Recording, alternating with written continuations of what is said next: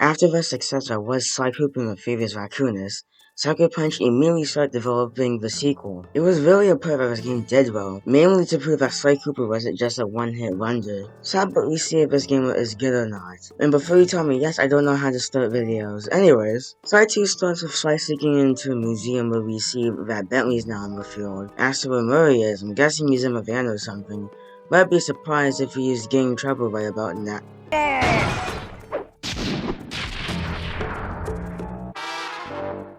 So Bentley and Murray are now in the field now. One thing I forgot to mention is that Murray really looked up to Sly and wanted to be just like him. For Sly to complete his missions, Murray has a huge case of Sly envy. He wants to be Sly in the worst possible way, and he has absolutely none of the capabilities to do it. Which caused him to get into trouble most of the time in Sly 1.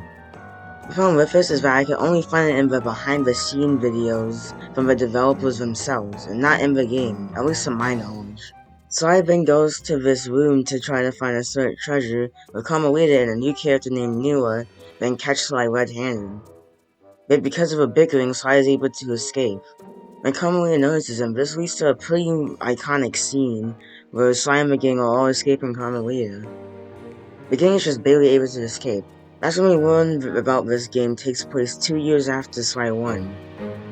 A group of 5 people called the Claw Gang, who consists of Dimitri, Rajan, the Contessa, John Bassan, and Arpeggio, use the clockwork pieces for their own devious plans. Dimitri makes fake money with the clockwork feathers. Rajan uses the clockwork rings for his phone room. He likes to present himself as a wealthy person, so it makes sense he'd have him where everyone can see at his ballroom party. Rajan also possesses the clockwork heart, which he uses to make spice operations easier. The Contessa uses the clockwork eyes. Being a pretty good hypnotist, it is so hard to imagine what she could do with the clockwork eyes. John Bassan uses the clockwork lungs to make his trains that contain spice go faster. He also has the clockwork talons. Being a skilled lumberjack, it is hard to see why he would use them. And finally, Arpeggio has the clockwork brain. I guess I should get into gameplay. This game takes a more mission-based approach compared to Sly 1's more level-based approach. You now have 3 characters to play as. Sly basically plays the same way he did in Sly 1, except for one move they added: pickpocketing. You can now pickpocket somebody by pressing the circle button while near them. And you can also do a silent takedown of Sly and Murray. Next up is Bentley. You can use sleeping darts to make enemies go to sleep. And when they're sleeping, Bentley can blow them up with bombs. Although be careful because the blast can hurt you too. They may sound like much, but unless you can jump somebody, I'd recommend trying to run if you get into a fight, especially with your Murray. Sly can do something, but it isn't as hard as Murray. Bentley is more of a long-range fighter, and his melee attacks are pretty weak. Murray on the other hand can just plow through enemies like it's nobody's business. Getting back to the mission structure, one thing I like is that throughout the game, Sly, Bentley, and Murray are all working as a team. Like there's one mission where Murray is trying to lift up this pillar thing, but Bentley has to cover him using a turret, while Sly gets a barrel full of TNT to blow the pillar up. Or there's one mission where Murray throws Bentley onto these boats to have him hack the boats. So he can use the hook shot where Sly can catch it and hook it onto this battery. Or this mission where Bentley has to hack things and Sly and Murray have to protect him. Or quite literally all of Chapter 8. It really just makes this team feel like, well, a band of thieves. Another factor in this is the excellent writing. But we can get into that when I cover the story. Starting off with Chapter 1, Chapter 1 introduces the best Sly villain up to this point, Dimitri. Dimitri used to be a passionate young art student, and he even developed his own style. But it was objected by the closed-minded critics, and Dimitri was cast out of the artistic community. Infuriated, he began forging old masterpieces, which was his idea of punishing those with bad taste. At some point, he came to have a nightclub located on the west side of Paris. It also has dialogue as comedy goes. Keep it smooth. Smoky alert! Freak out! Smooth. Kinetic aesthetic. Make art. Breathe art. Feel art. Be art. will never again see the light of day. Just hand over the tail feathers and we can... What is this with clocks, bro? Have you no vision? Are you hearing what I beam to you? You think you have juice? Don't show me a little mind when talking about such big things. You think you can swing the bat? Show your bling and let me shine you. I have no idea what you're saying. And your suit sucks.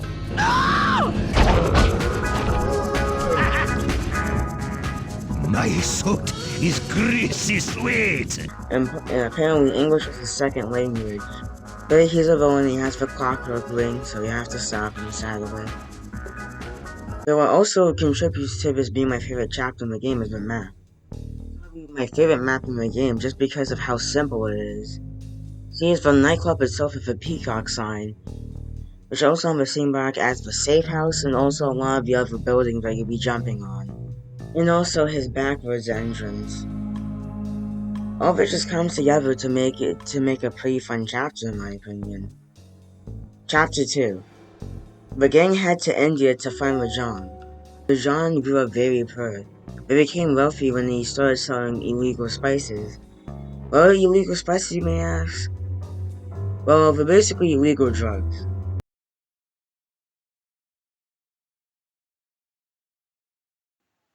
He calls himself Lord of the Hills to convince himself of his royalty. He's showing off the clockwork wings in his newly purchased palace. Chapter's good, but probably has one of the least story relevances. I like the art style of this place though, with his overly fancy palace showing how much he's willing to go just to prove how wealthy he is. But my favorite part of the chapter is this.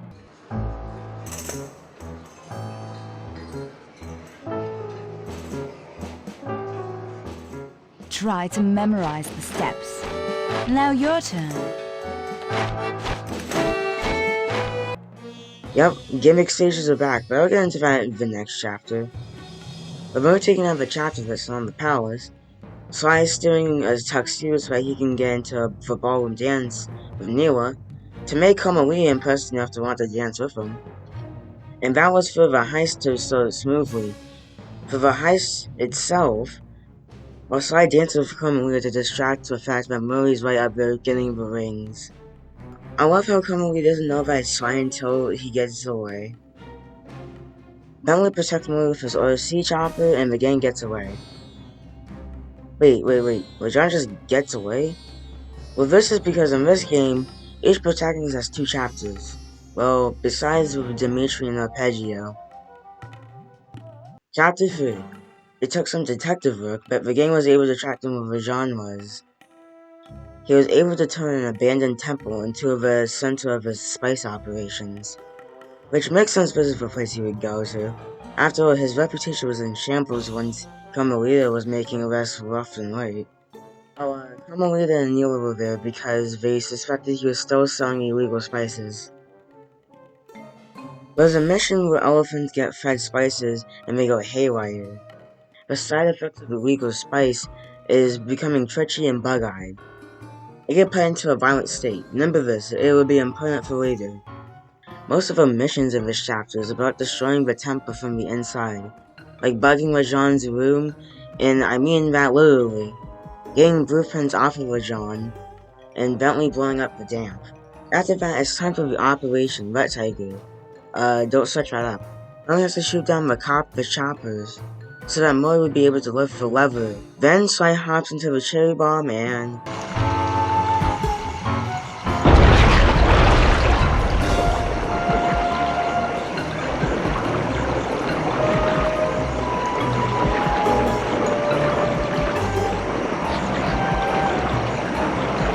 Almost like we got him on the ropes, right?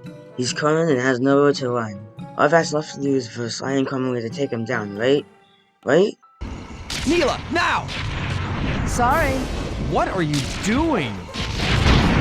Neela betrays Sly and Sly is now unconscious. Bentley's too far to do anything, and now all we have left is Murray. Whoever shown in Sly 1, he'd probably turn his back and flee. So that's the same thing he'll do here, right?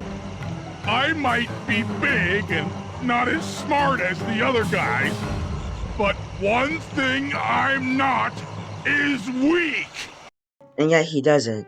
I'm not gonna lie, Murray became my favorite character after this moment. It truly highlights how much the guy has grown. Instead of being a part-time driver and a full-time burden, he can be on par with Sly and Bentley. Now, if a boss fight is pretty easy, I probably will bring up most of the boss fights in this game. But I will say, if you die to any of the boss fights, we have quotes. And also talk about Rajan, I kinda feel bad for him here. Don't get me wrong, he's a bad person, but he was originally very poor, and no one knew who he was, let alone have respect for him. And for the past 10 years or so, he's been building and building this empire. He finally has wealth, something he didn't have as a child. But then all of that goes away when these three pop into the picture. Like I say, he's still a bad person, but I find it hard not to sympathize with him. After Murray wins, Neela betrays Carmelita too. This one isn't as shocking as when she betrays Sly because these two have shown to not like each other very much. But towards us she was kinda helpful, and even seemed like a really cool person. So all of our protagonists are put into a game over scenario. Sly and Murray are caught by the police, but meanwhile not only are they going to jail, but the other members of the car gang get to use the clockwork parts however they please, and Carmelita has her badge taken away. Well, everyone's put into a game over scenario except for Bentley. Well, that's a lot to take in, so how about a minor detour? I really like the UI of this game. So first the chapter selection looks like a DVD menu. Also the music here is a banger. It even changes at some point in the game.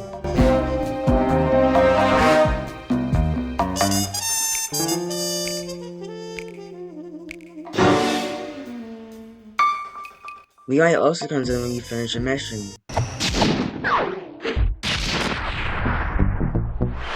And this just looks cool, especially when you have all three. And finally, the pause menu looks like it will be right back sections of TV shows. That minor detour out of the way, chapter 3. After a week of research, Bentley is able to find out where Sly and Murray are. They're locked away in towers in the guest of the Contessa. The Contessa was a criminal psychology student who entered a marriage with a wealthy person. He mysteriously died, and now being a widow, she put her education to use and opened a rehabilitation center for criminals. She had good results, but got her a job with Interpol. This chapter's mission structure is less trying to find a way to stop the antagonist, and more so about busting our pals out of jail. The map is very eerie. This makes sense because we start this off as Bentley, who is the most nervous on the field. Don't believe me? Here's how he reacts about just going to a dance club.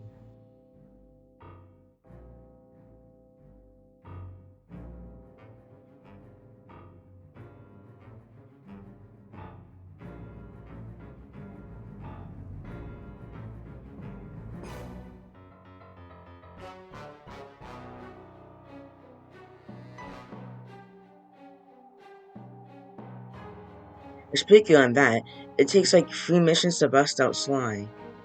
Sly and Murray use a tank resource to get into one of the towers. And once they get in, we find Murray. So the contestant has basically been drugging Murray as they try to find out where he has the clockwork card. Which I know I call it Vagina bad person, but the contestant is just straight up evil. With her hypnotizing criminals to know where the root is. This gets a pretty funny response from Bentley though. Inconceivable! She's no healthcare professional!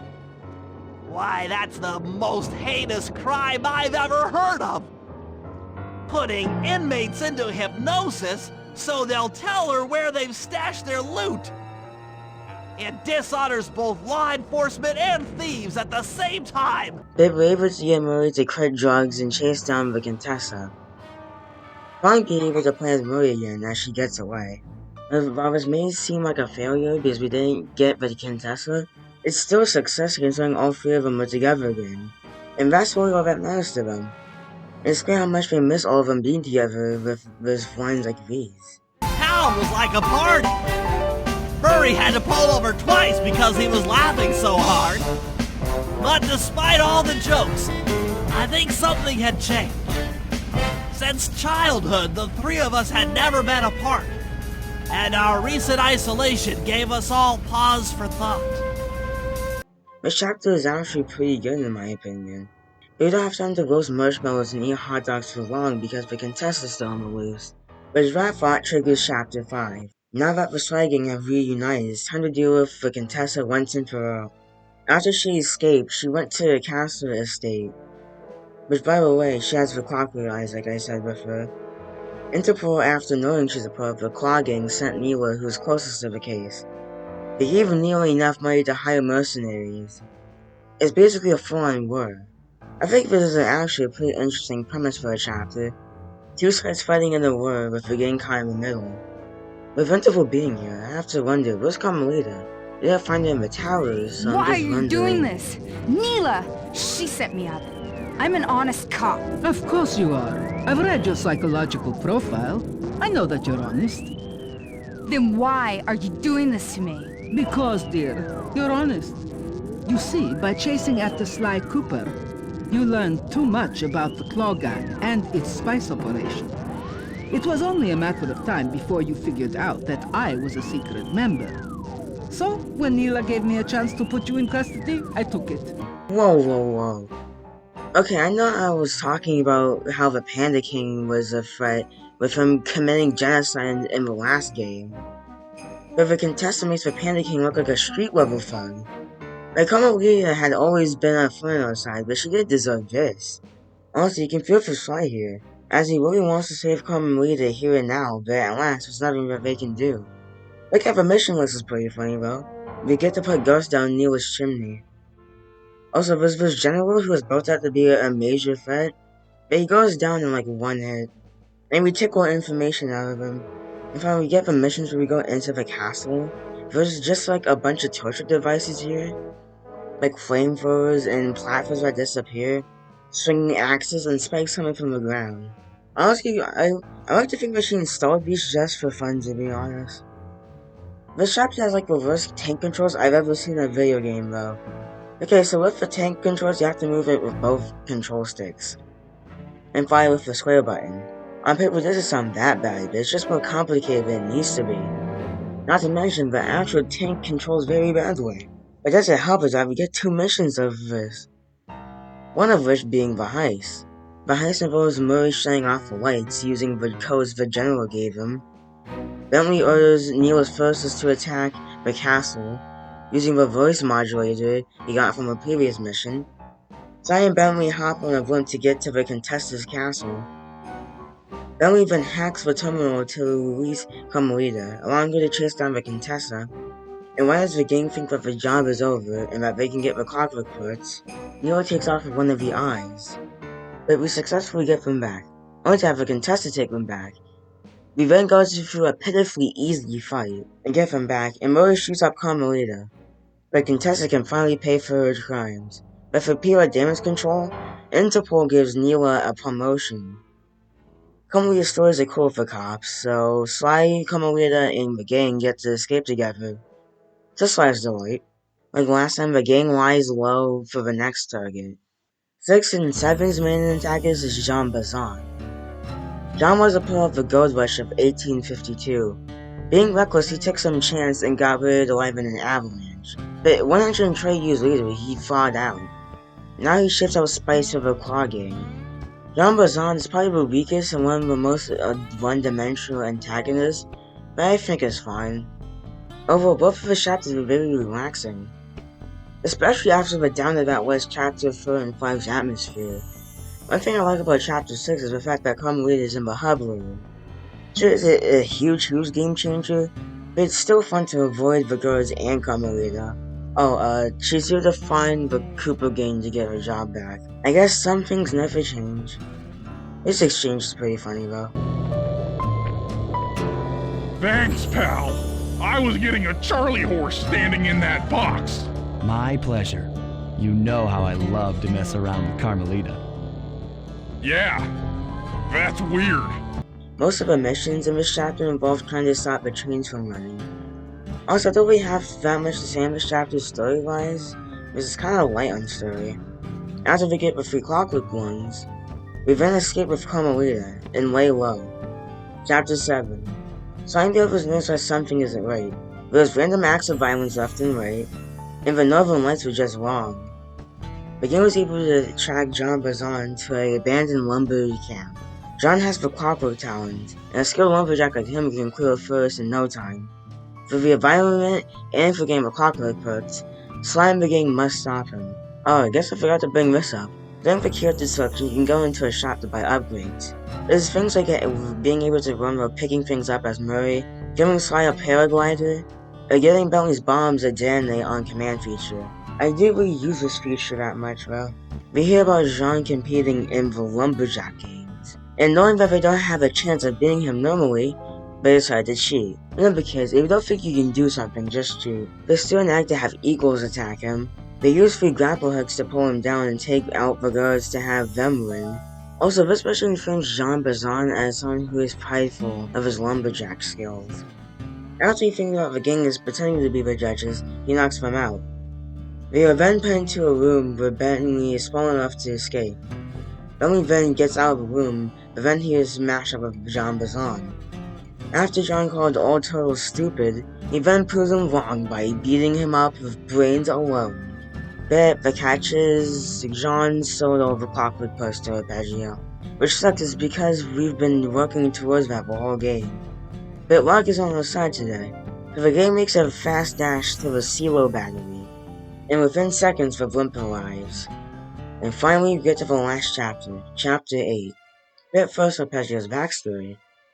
As a child he was a grade A student, but he can't keep up with the other birds physically. Frustrated, he tried to figure out how to fly. Eventually his ambition led to him finding out about the clockwork parts. So when I say like Chapter 5 of Sly 1, I feel very conflicted on this chapter. That's because of what happens with Neela. I want to go over the massive elephant room. So first we meet Arpeggio and Neela and find out that Neela is working for the clock game. Shocking, but it isn't out of the realm for her. But then Arpeggio goes on this long tangent, and it basically can be summed up like this. You're going to Paris to unleash a hypnotic light show of hate. That's outlandishly cruel. But I want to get into the massive elephant in the room. Arpeggio says he's going to use the clockwork parts to obtain immortality. I don't know how piloting clockwork is going to do that, but go off I guess. And then he reveals about this thing called the hate chip that he installed into the clockwork suit thing. See, the thing is, I can't tell if Arpeggio means he created the hate chip, or if Clockwork had the hate chip all along. If it's for firmware, how do you put hate into a program? Much less Clockwork's hate. Hate is something only organic life forms can feel, not just something you can just put into a program. If it's the latter, does it ruin the whole point of him being so hateful that he lived just to see the Cooper clan die? So, Arpeggio then tries to pilot the Clockwork suit thing, but then Neela betrays him because, I don't know, Neela betrays everyone, and then Neela kills Arpeggio. But then Neela somehow fuses with the Clockwork suit, which I guess maybe is because of the hate chip. But does the hate chip only emulate hate, or does it just have some other unworldly abilities that we don't know of? Honestly, the hate chip feels like it was a last minute addition to the story, and a very unneeded one at that. And with the icing on this terrible cake, she calls herself Clockwork. The last few missions is us using the superpower of teamwork, and Kamui is able to pick up her signal, which we catch right with her. Let's search the final boss, which is fine I guess. Then we get into the final phase where we smack Clockwork in the face. Find out that wasn't even enough. Bentley tries to blow up using a bomb, but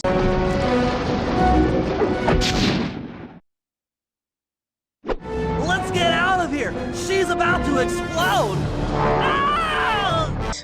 but finally with a pulse blown to bits and Kamui destroying the hate chip, the Cooper legacy is now safe by the hands of Clockwork. Clockwork ended by the hands of Carmelita, a cop. But Carmelita still wants her job back, so she tells everyone that they're under arrest. Sly, after looking at Bentley and Murray, can tell that they're in no shape for a fast getaway. In exchange for Bentley and Murray's innocence, Sly offers to hand himself in, which makes Carmelita get her job back and even get a promotion. I'll play the rest of the scene because it's that good. The ride to HQ started with us sitting in silence, trying to read each other's thoughts. As the reality of my capture started to sink in, she began to relax, and we got to talking. We spoke freely about our previous adventures, comparing notes and even getting in a few laughs. Then we started talking about, well, everything. Books, music, art. It was like we were on a first date. She even showed me the bottle she'd been saving for the special occasion of my arrest. My heart sank when she realized that our short flight across town had already taken 2 hours, a fact I kinda clued into after seeing the Eiffel Tower float by 17 times. She went forward to ask the pilot what was up, and it looked like my pals had left me a little going-away present before taking off. Floating away on the night breeze, I could faintly make out Carmelita's voice. I'll find you, Cooper!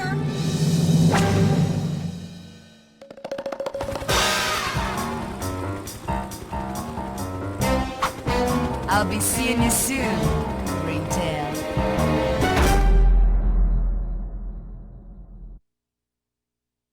And yeah, that's how Sly 2 ends. I think Sly 2 is great, and improves immensely on the first game. If this is the game that put Sucker Punch on the map, we might have not have forgotten Sly 3 or Ghost of Tsushima if this game didn't do well. But that's all I gotta say. See you guys in another 2 years and 7 months when we cover Sly 3.